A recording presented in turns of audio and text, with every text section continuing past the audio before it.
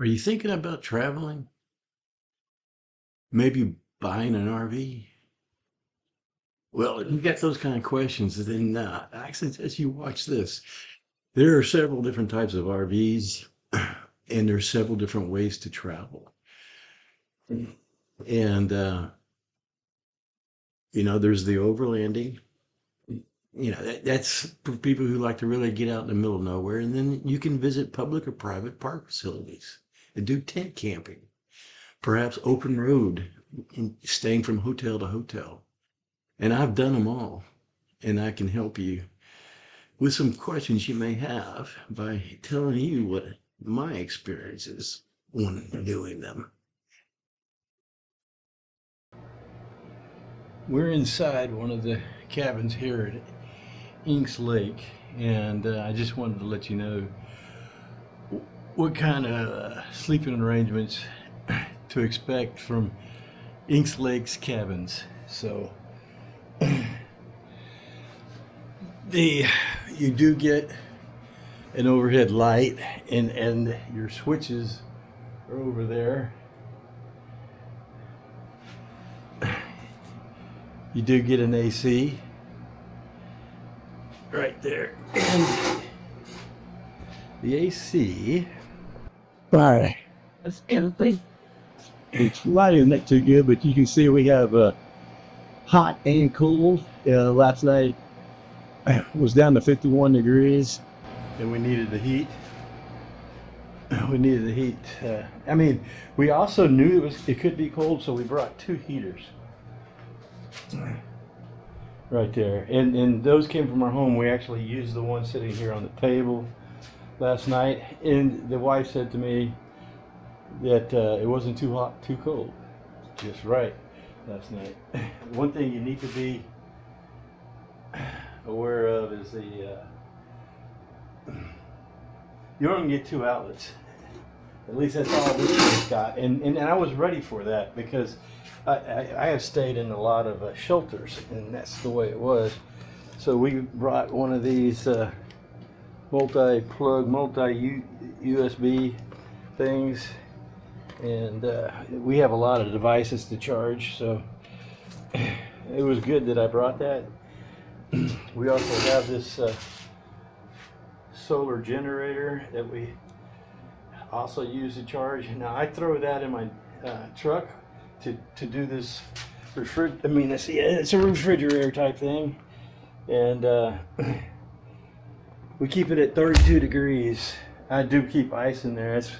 I just like having ice in my drinks, and we do have a ceiling fan, and it does work. We just don't have it on right now because it's kind of we don't need it. I'll just leave it at that. We don't need it. The table and 4 chairs it comes with. Anyway, and one of the chairs is over there. The other one's outside. My wife's sitting on it on the front porch talking to her sister. You get a bedding set that can sleep 4 people, and it's better than a cot. It may not be. You got to bring your own sheets, so that is an absolute must. And it's a little bit different from a hotel. We did the hotel thing twice before we decided to try out one of these. It was nice to wake up and be on the park in the morning, but it wasn't too good to wake up and have to go walk to a public bathroom, and hopefully you got it's all in working conditions, and there's a stall in there for you to use. We didn't take our showers until 3 o'clock this afternoon because it was a little too cold this morning. But here's our window view. We're right on the lake. There's Delilah. She's out there on the steps talking to her sister. We got a fire pit there. We got a picnic table over there. A little trail we could go walk down on that. We actually went to they call it on the map it says wildlife viewing area, but on the sign it says bird blind, and bird blind probably is a more accurate description of what you're going to see there. And it was nice. It was one of the nicest birding blinds I've ever stayed in. Actually, this is a real nice park. I mean, when I say nice, I've enjoyed it quite a bit. So to sum that up, the mornings when you wake up, you're in the park. That's nice. I sat there at the picnic table, had my camera in case something came by. Some things I suggest you bring when you come is we brought flip it over here. That plastic bag holds our trash. That plastic bag holds our dirty clothes. You got to handle that, and then it just so happened that there's not a lot of places to eat around here, not close anyways. I guess it was 15 miles is the closest one. Now there was a food truck that was out probably 4 miles away from the park, and we stopped there and got 2 tacos, and the 2 tacos was only $7, and it was sausage and egg, and they were very good. And so if I ever have to eat breakfast here, I would definitely go back to there and get those. And he's kind of hard to find. It's the Longhorn grocery store, I believe is what it was called, but he's not in the Longhorn grocery store. He is outside it, and you got to go around the back of the grocery store to actually park your car, because his parking lot up front, you'd probably scrape your front end trying to get it on the freeway at 65 miles an hour. So we didn't park in the front after I saw how steep and long that dang driveway was. But I guess it was a good thing, because we found the taco guy by going around the back of the store where the parking lot's big and safe, and you can get on and off the main road real easy. You know, the paper towels. I was talking about food. We brought this little hot skillet. Ooh, is that a snake? Yeah, it is. Wow. What kind? It wasn't poisonous, but I didn't want to look. And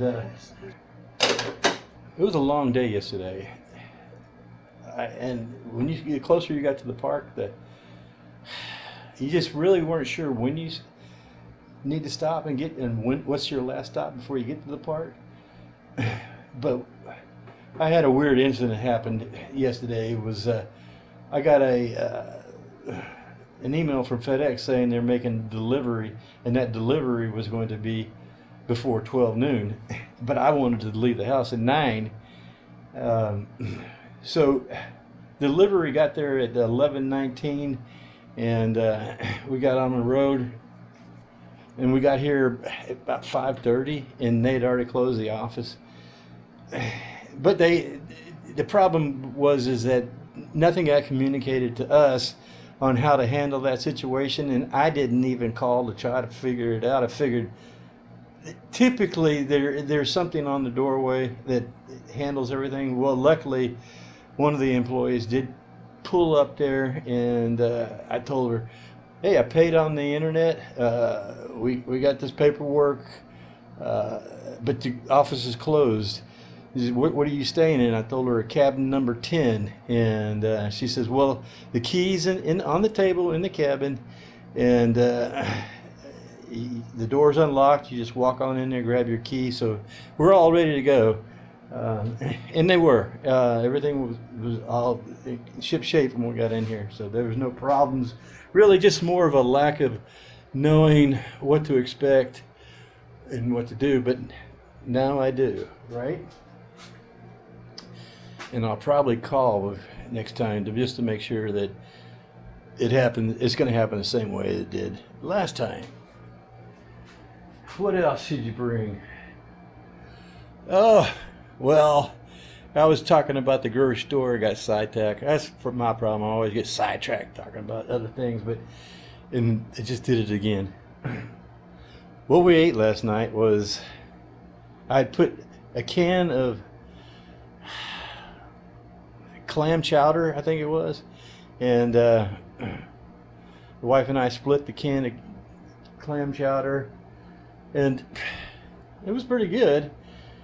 We had a bag of apples and oranges and grapes, so we ate some of that. No real complaints, but today we were going to go out to the grocery store and get something for tonight, and they were doing construction on the road that we were needed to go down to get to the closest HEB, and I decided I didn't want to deal with that kind of stuff today, because I didn't come down here to go wait in construction lines and go shopping in HEB. I came here to see the wildflowers, see the wildlife, and enjoy myself in the park. So I did bring a can of beans and a can of chili without beans, and that's going to be our dinner tonight. There's probably better ways to do meals. You can put a little bit more thought into it, but meals can make or break you in your enjoyment, because if you get overboard and you bring too much food and bring too much ice and coolers and all that stuff, it gets to be a big hassle. So we're trying to cut back on the stuff that you have to carry with you, and we've done a pretty good job. So we bring a little plug-in stove. That's a cooler that plugs in. You don't need any ice. It's actually a freezer refrigerator. You can set it up to go down to 0 degrees, and it can be up to 50. Or it can actually be up as high as you want. But if I was going to refrigerate something, I'd probably keep it down to around 42. That's what I usually do. And I use that at home as a refrigerator for drinks. And so I keep it at 42. Right now I have it on 32 because I have ice in there. And it's another thing. If you like ice in your drinks when you drink them, bring ice. And the Meta cooler is kind of an expensive investment, so you'll get a lot of use out of it if you go ahead and bite the bullet. Now you think about a Yeti cooler; they're around $400. I've got the big 70 quart, and you put 2 20-pound bags of ice and then put some food in there, and that'll last you 4 days. But the problem is to carry that sucker around with food and ice in there. Oh man, you got to be a champion. Again, this is not a light cooler. The compressor and the equipment to keep that cool is also heavy, but it's heavy. I mean, it's lighter than the Yeti, so it's easier to deal with. Another thing to think about when you do that.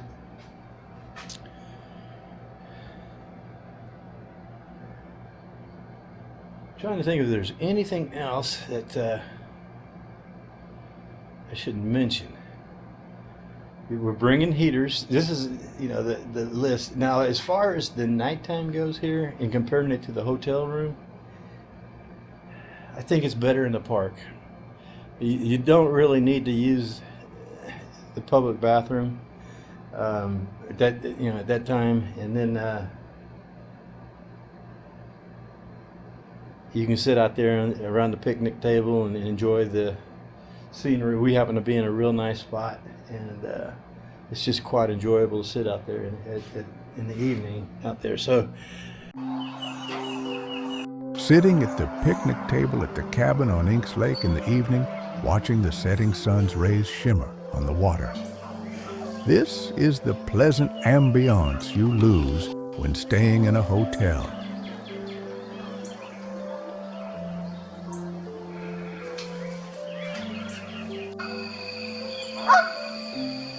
A goose swims by calling out as if he was looking for something.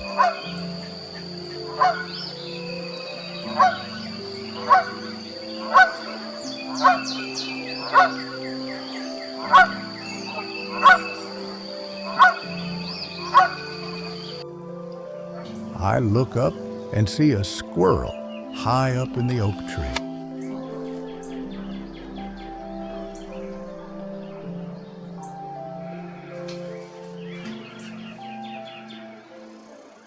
We've got the cost. Now, the hotels, when you start, let's talk about food and hotels. I didn't do that part. It's something that I forgot to talk about and probably need to talk about. Every hotel has a microwave, and you'll probably go to a hotel and the whole that says every hotel has a microwave, and the one you stay at won't, and you'll be angry with me because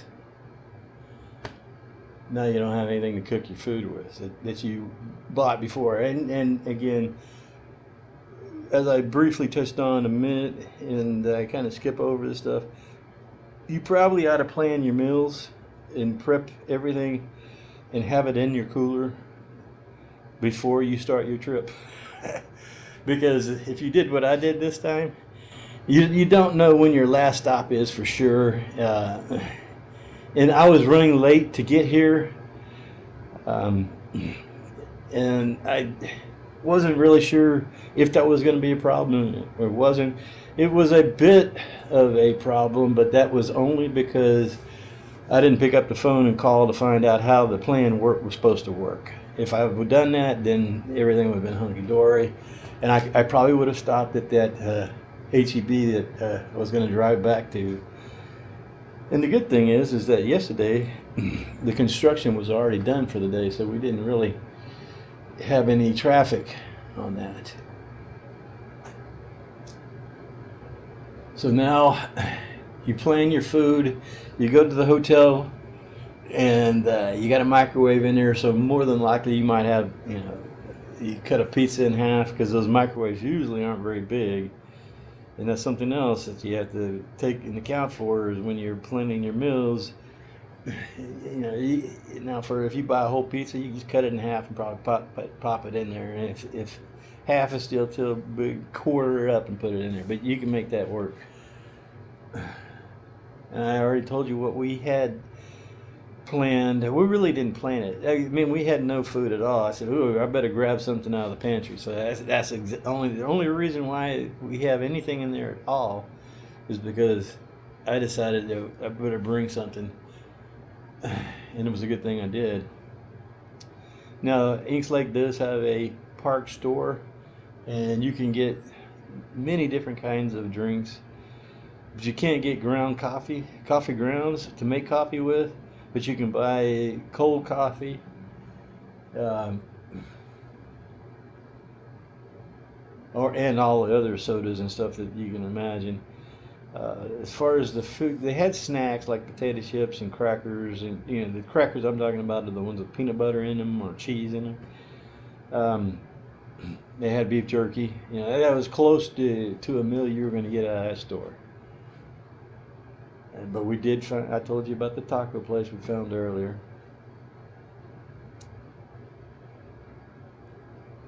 So, the cooking situation in the hotel, we did that a little bit, but typically what happened was on that is we stopped by a fast food place and got our breakfast in the morning, and then in the evening we went down into a place and did a sit-down eat. As you can know, that can get quite expensive at a time, but that was our 38th anniversary, and we did another one after that was in celebration of something. So we ate out most of the time, and that was mostly because we were celebrating something. But again, that's another thing when I pointed out the food can break your. It becomes a big hassle. I'll put it that way. Even if you go out and buy it, the hassle becomes you're spending way more money than you expected to, and everybody worries when that happens. So, again, on one of those trips that we did, we started going into your local grocery stores, and where we were, it was Safeway. We were in the West, and it was actually pretty good prepared meals, and we were staying in a hotel, so it was real easy to get to and from that grocery store, because the hotel was usually in the same town where your park is, and that's not so easy. So that's probably a con right there. Food is going to be a little bit more difficult when you stay in the park. Now, the reason why we stayed in the cabin is because I have all the tents, I have sleeping bags, I have all that stuff, but it just became more work. And really what we want to do is enjoy a park, get up, and move to the next one, without spending a lot of time setting up and tearing down. Because again, that adds work, and people tend to recognize that, and so their desire to go, they do want to go out and travel, and they do want to go see these things, but they don't want to do the work that's involved to make it happen. And that includes me too. So I constantly think of, well, how can I eliminate and make things more streamlined to where I will enjoy it, Delilah will enjoy it, and yet still be comfortable. So we're comfortable in the cabin. We know that the cabin, any state park in Texas usually has 2 AC outlets, and that's it. You may get one outside. This one doesn't have one outside. You're going to get your beds, but you have to bring your own linen. Your showers are usually, you don't have one in the cabin, and you won't have a toilet in the cabin. So that's a big plus for the hotels. The more I'm talking about this, the hotels don't sound so bad, but you have to weigh it to the enjoyment of being in the park and enjoying the nature that you experience in the park versus. I was staying in the Hotel Motel 6. We were about $50 a night, and you kind of cringe, but a campsite is around $40. On the average, let's say. A shelter, this one was $55 a night. I got it for 2 nights. That comes up to $110. But then there was 2 types of hotel taxes that they tacked on it. One was state, and that was like 6 something, and the other one was 5 something. It totaled up to be a little over 11. The whole bill became like $122. I looked up the price what a hotel cost. The hotel cost about it was close to 190 to you know what? And I didn't even see the tax yet. So the hotel's probably going to be around $200 for 2 nights. And that was here at East Lake. On the average around the country, if you stay at a La Quinta, it's around 70 to 80. And then the Hotel Motel 6 is 50 to 70. We started staying at the La Quinta, and the reason why we did is because the Hotel 6, a lot of them weren't very nice or desirable place to be at. La Quintas were quite a nice hotel. They served breakfast, and the breakfasts were usually pretty good. You could get eggs and bacon or sausage or whatever you wanted out of that. So the money, you did pay more for the room, but the money you didn't have to spend for breakfast. So what that did is that the La Quinta put me into a better hotel. All I had to do was get up and go downstairs and have all my bags ready, eat my breakfast, and then check out of the hotel, go grab my bags, and jump into the car. Not bad. We never really minded, except the hotels, except for the time that you were actually in the hotel, was not very pleasant, to be honest with you. We even stayed at a Marriott in Waco, Texas, down on the river there. Very nice. Oh, breakfast was in a beautiful place.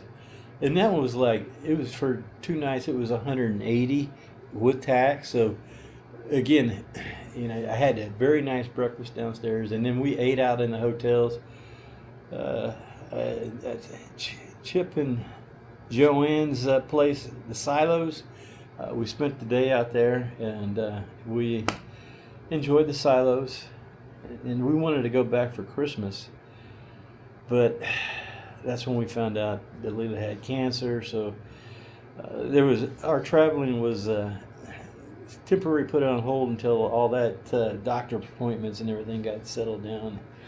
And now we're at 6 months apart. I mean, even I had a lot of doctor's appointments, but now mine are spread out. They've found a lot of things that they were able to fix, and I can walk pretty well again. And I'm glad to be back out and getting things and enjoying the nature that I can.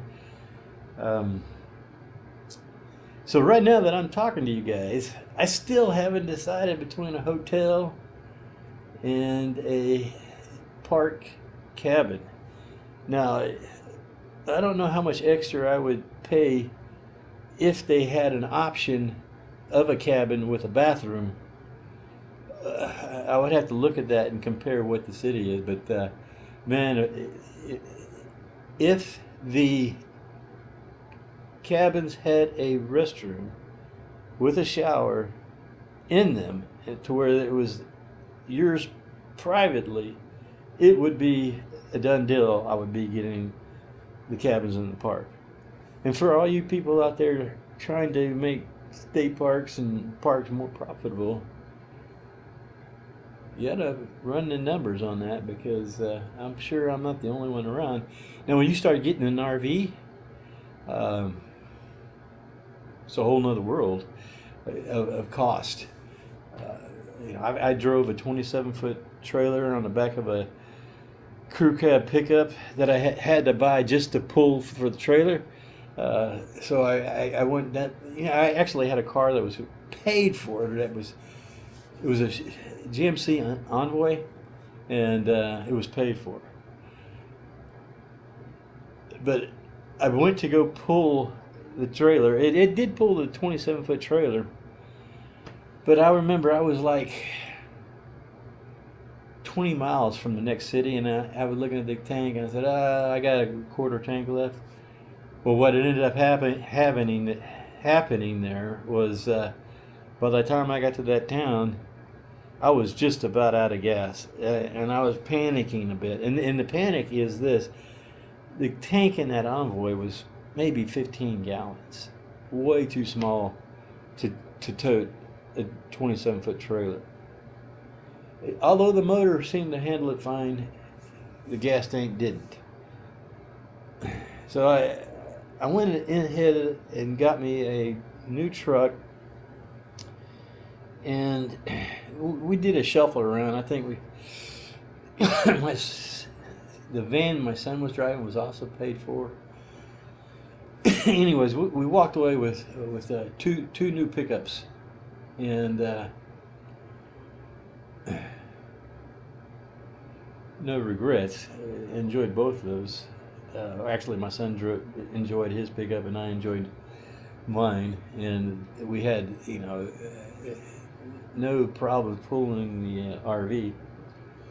But then there was setup time that was, I ended up getting a motorhome, 37-foot motorhome, and pulling a crew cab pickup with a golf cart in back. And then I had a folding boat, that I had going through the golf cart and strapped up to where I had all the toys, and it was quite an ordeal to move around. But one thing we did know is that we did not want to do an RV in this second ground. We did go out and we did do the overlanding. I bought a Jeep, put a roof tent on it.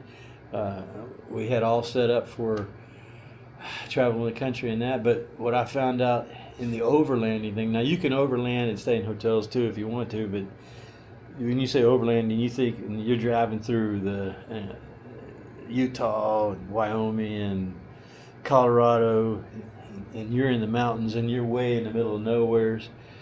We went out to Big Bend and did a test run out there, and number one, I couldn't relax being way out there by myself. Well, it's me and my wife, but if something was to break in the Jeep, it would be really hard to get yourself out of that kind of trouble. So that bothered me. I never really could relax and enjoy that part of it. Another thing is you're overlanding. You're usually camped in an area by yourself, and we're right on the border between Mexico and the United States. So you're sleeping kind of sketchy. I did carry a gun at night in my sleeping bag, maybe under my pillow, but whatever. I was armed and ready in case I needed to deal with a situation that could possibly happen because of our location. So we didn't want to do that anymore either. So we took a week's trip up to the Grand Canyon. We enjoyed that quite a bit. But that was a trip that we ate out at the restaurants and stuff quite a bit. And it was okay, but a little bit more money than I wanted to spend. And if I wanted to travel for a longer time, we definitely have to cut back on the restaurants. And that's where we are today. We can cut back on the restaurants at this point. And we could probably do a mixture between the parks and the hotels, depending on what we planned to visit for that day, and how quick we wanted to jump from one place to the next. And you can jump too quick. I guess another thing that I need to start doing is finding all the activities that are in the area. This place has a lot of activities in the area. But we're only staying we left Tuesday and we'll be back home Thursday night. So, and we're going to go through some country scenic views on the way home tomorrow. And it should be an enjoyable drive. It's going to be a bit longer, but coming here, and because we're a short time, you go through San Antonio at 3 to 5 o'clock. The highways are, they're nerve-wracking, crowded, nerve-wracking. Other people are getting anxious and doing stupid things, moving. It's an experience that I did not want to have to deal with again. I've lived too much time out of that kind of deal, and I was born and raised in Houston and had to drive to work into downtown. So I at one point in my life I was used to it, but I don't want to get used to it. I just rather not experience. So at this point, in all the experimentation that I've done, I would say I am at a combination of hotel and state park cabins. There may be other cabins that are the same price, but typically not outside of the state parks. Oh, speaking of state parks, you have to get a state park pass. And I'm talking about Texas, because you get a Texas State Park Pass. There, on top of the cabin rental, you also have a daily entrance fee per car. And sometimes they're even per person. But if you got a State Park Pass, you and everyone in your car enters the park at no additional charge. But if you don't have that, then you could be paying $5 per person to get in. And like state parks down where we are, the closest one to the house is only $4 per person, and then the other two are $5 per person to get into the park. Not a deal breaker, but if you the state park pass is $75. As much as I go to a park, it's a bargain. You also get a 10% discount at the park store, and this park store was pretty reasonable priced. Then you also get, I think, like 2 free nights of camping, tent camping. I'm not using that feature, so it's been a while. I did use it a couple of times many years ago when I was actually camping in a tent, and I'm not sure if the RV sites qualify underneath that thing, but they might give you a discount on that. I don't know at this time, because I have given up the RV and I've given up the overlanding. Even a small little teardrop trailer nowadays, unless you buy it new, but used, they're going to be, starting at, I think we were looking at them and they were around just under $30,000. So again, that's driving up cost to travel around, and then you're paying for the campsite, which is probably more than half the hotel, or if not, it's close to being half of the hotel. And then you have the extra baggage of paying for your RV. So all in all, again, that's why we're doing the hotels and the state park cabins. You've got the doctor thing to worry about. And so we're not fully committed to having to store an RV in an RV place or some place where you can store it, and not, because typically that kind of stuff